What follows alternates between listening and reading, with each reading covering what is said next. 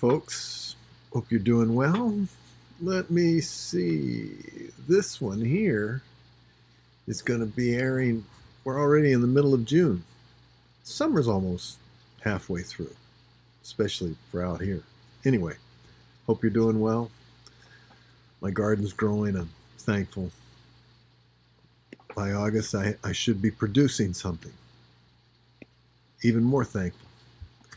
And I hope if you're gardening, whether it be flowers or vegetables, I hope that it's going well for you too.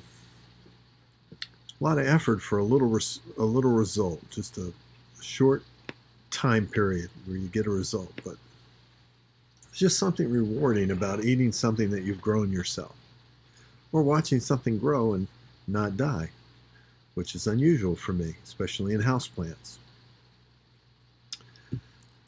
Not much of a green thumb when it comes to these things, but I'm trying hard. One of my goals now is to root a pineapple top, which isn't working well for me. I've messed up 2 now. Someday I'm going to get it. If you know a special technique, I've YouTubed it and it didn't work for me, but you know something special, you let me know. Anyway, I hope you're doing well. You know, one of the things that really just is becoming a major issue for us as human beings, especially in our Western world, is just simple anxiety, just the multitude of details. And when the Word of God says, be anxious for nothing, in Philippians chapter 4 and verse 5 and on, but through prayer and supplication make your requests be known to God, it's a very important thought for us. There is a sense where, you know, you've heard the old proverb or statement or idiom, God takes care of those who take care of themselves. I actually don't feel very comfortable with that statement. I believe that God takes care of those who trust Him. And if you trust Him, then you live in right relationship with Him and He blesses your work. If you don't trust Him, you can't be sure of any outcome, and actually you're just as dependent on time and chance and mortality as anyone else. But for us as believers, we see God moving in so many different ways. We see the beauty of what He does in the simplest things. We have a connection with God and nature and the world around us and the people, the humankind that we're a part of. It makes it very special. And so we have this sense of rest.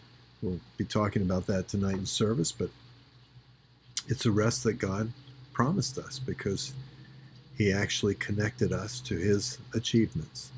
He finished the work, folks. He's at peace. He's seated. He's done it all. And we're connected to that. We're vitally connected to that. It's something that we have. He has completed the task in Hebrews 4:3, and it's ours for the taking.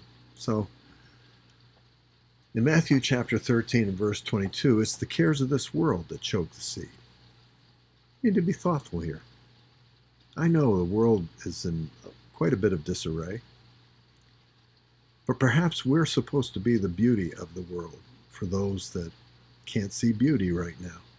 Perhaps we're supposed to be an example of what trust and that produces rest is in the world for those that simply can't trust anybody.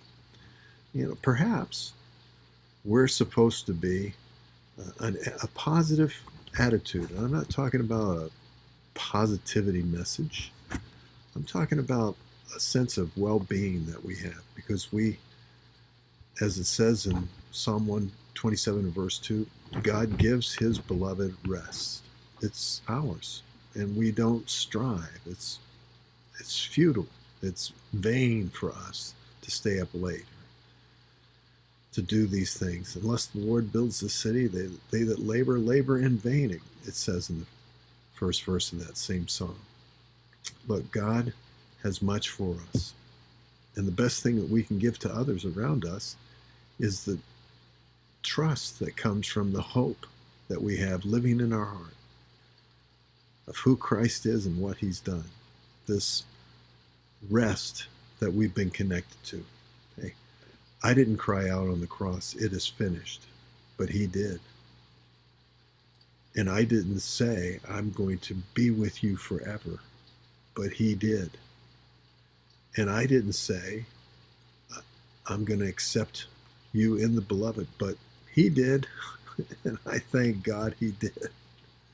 Let's bring that into every relationship. The finished work is a positive message. It produces a positive outcome and a positive attitude in the worst of situations. Till next time, friends. God bless